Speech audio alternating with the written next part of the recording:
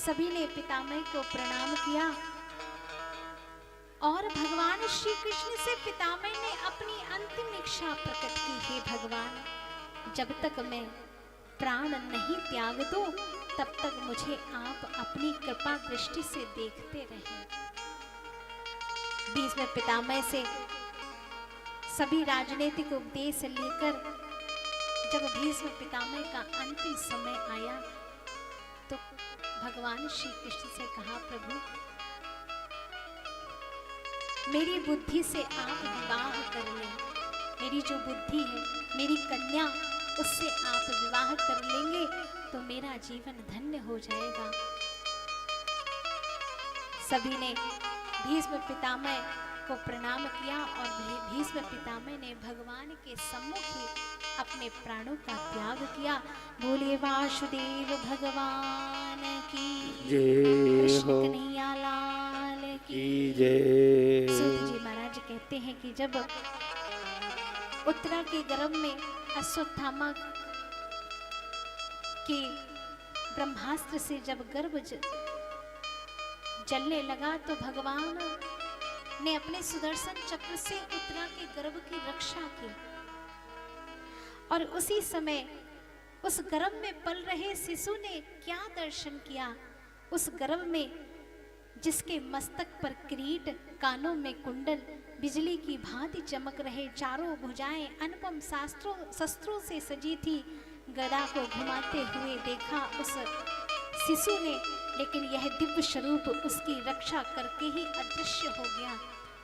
पांचों पांडवों का वंशज पांडु की तरह पैदा हुआ। युधिष्ठिर महाराज ने धौम में कृपाचार्य आदि को बुलाकर पुण्याह वाचन करवाया, सोना चांदी गौ अन्न धान दान दिया। युधिष्ठिर महाराज पूछने लगे, हे ब्राह्मणों, यह हमारे वंश का प्रकाशक आचरण बल में कैसा होगा। एक बहुत सुंदर उत्तरा के गर्भ से एक शिशु का जन्म हुआ और युधिष्ठिर महाराज उस बालक के बारे में सभी ब्राह्मणों से पूछने लगे कि यह बालक का भविष्य कैसा होगा। हे महाराज, आपका यह बालक बड़ा प्रजापालक होगा, इक्ष्वाकु की तरह सत्य प्रतिज्ञा पालन करने वाला होगा, ब्राह्मणों का हितकारी होगा और दशरथ के पुत्र रामचंद्र जी की तरह सबका हितकारी होगा। हे राजन, धनुर्धारों में यह बालक अर्जुन और कार्तवीर के समान होगा, रंतिदेव की तरह उदार होगा, ययाति की तरह धार्मिक, प्रहलाद की तरह भक्त होगा और अनेकों अनेक अश्वमेध यज्ञ करने वाला होगा। युधिष्ठिर महाराज ने जब पुत्र के बारे में ऐसा सुना बड़ा आनंदित हुआ, लेकिन ब्राह्मणों ने कहा कि हे राजन, इस बालक के विषय में एक और भविष्यवाणी कर रहे हैं, लेकिन वो अत्यंत कष्टकारी है। समीक ऋषि के पुत्र श्रृंगी ऋषि ने साप के कारण आज से 7वें दिन यह तक्षक नाग इस पुत्र को डस लेगा। जब इसकी मृत्यु तक्षक नाग से होगी, जब ऐसा सुना तो युधिष्ठिर महाराज चिंतित हो गए, लेकिन होने को कौन टाल सकता है। हरि कृपा समझकर धीरे धीरे वह बालक बड़ा होने लगा और समयानुसार पूरा राजपाट उस बालक को सौंप दिया गया। उस बालक का नाम पड़ा परीक्षित। बोलिए कृष्ण कन्हैया लाल की जय हो। उत्तरा की कन्या इरावती से विवाह किया और उससे जन्मेजय आदि 4 पुत्र हुए परीक्षित के। एक बार विशाल सेना लेकर आखेट को गए और आखेट को जब जा रहे थे तो क्या देखा कि एक काला पुरुष एक गाय को प्रताड़ित कर रहा है। कौन है यह काला पुरुष? पूछा, कहा कलयुग है, क्योंकि परीक्षित धर्मात्मा थे। सबसे बड़ा अधर्म होता है दीन दुखियों को सताना। अधर्म किसको कहते हैं? जीव जंतु दीन हीन, गौ माता की हत्या करना, गौ माता की सेवा न करना, गौ माता को प्रताड़ित करना, बड़े बुजुर्गों को प्रताड़ित करना, वृद्धों को सताना, ये सब क्या है? सब अधर्म है। और कलयुग आया तो ये सब चीजें बढ़ने लगी। भगवान परीक्षित ने जब कलयुग को प्रताड़ित किया तो कलयुग उनकी शरण में गया। तो परीक्षित ने, क्योंकि परीक्षित का स्वभाव था क्षमाशील, और यदि कोई व्यक्ति क्षमा मांगे तो उसे क्षमा दे देनी चाहिए, इसी में ही बड़प्पन है। तो परीक्षित की शरण में जब कलयुग गया तो परीक्षित ने क्षमा, बान थे परीक्षित, क्षमा कर दिया। बोलो क्या चाहिए? और परीक्षित को कलयुग को 4 स्थान में वास दे दिया। कौन से? दूतम पानम स्त्रिया सोना यत्रा धर्मश्च चतुर्विधा। सूत जी कहने लगे कि हे ऋषियों, कलयुग के आग्रह पर महाराज परीक्षित ने उसे 4 स्थानों पर स्थान दे दिया। पहला जुआ, जुए में,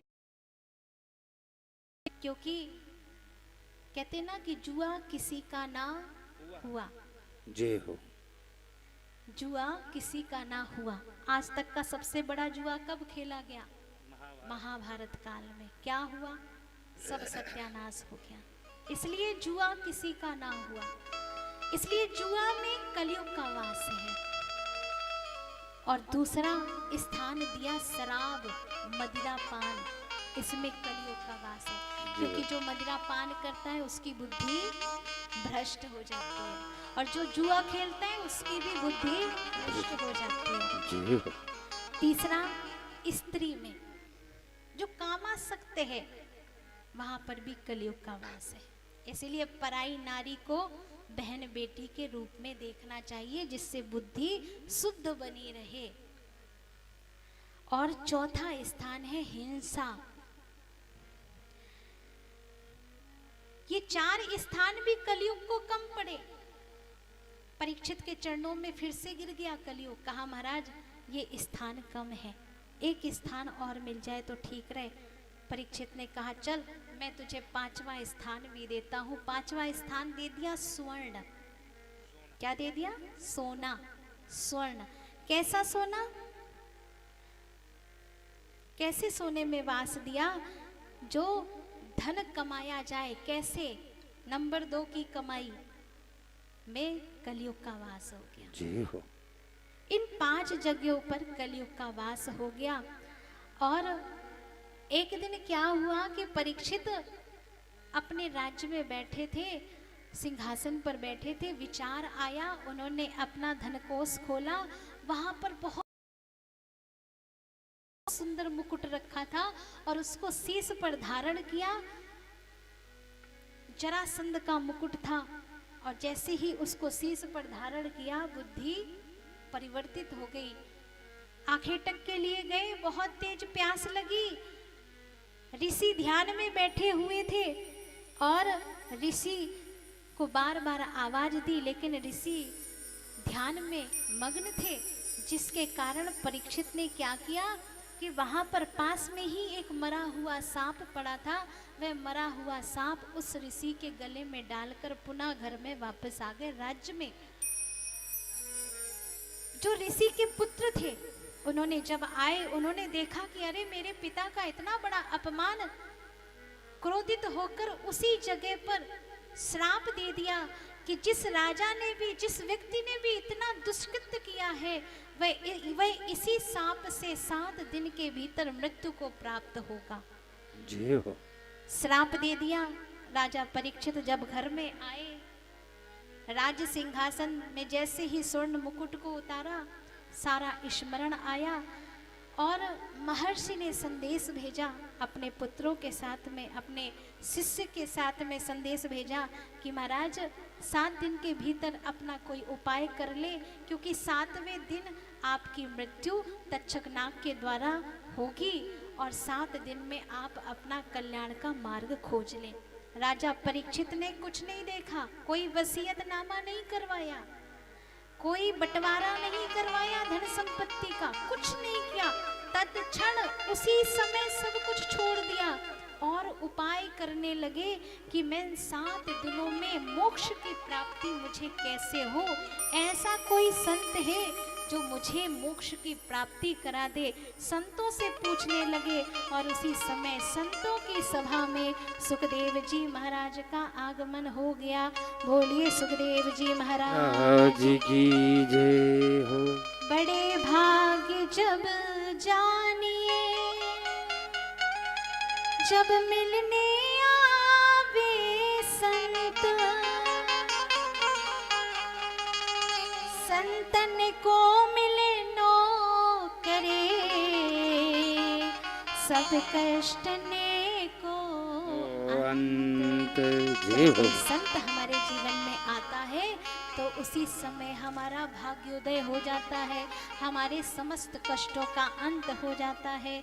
और राजा परीक्षित ने सुखदेव जी महाराज से पूछा, अतः पृच्छामि संसिद्धिं योगिनां परमं गुरुं, पुरस्सस्येह यत् कार्यं म्रियमाणस्य सर्वदा। हे प्रभु, आप योगियों के परम गुरु हैं। मैं आपसे यह पूछता हूँ कि जो सर्वथा मरणासन्न है उस प्राणी को कल्याणकारी कौन सा कार्य सिद्ध करना चाहिए। आप सामर्थ्यवान हैं प्रभु, आप मुझ पर कृपा करके बताइए। और इस प्रकार से सुखदेव जी महाराज अब 7 दिन में परीक्षित को मुक्त करेंगे।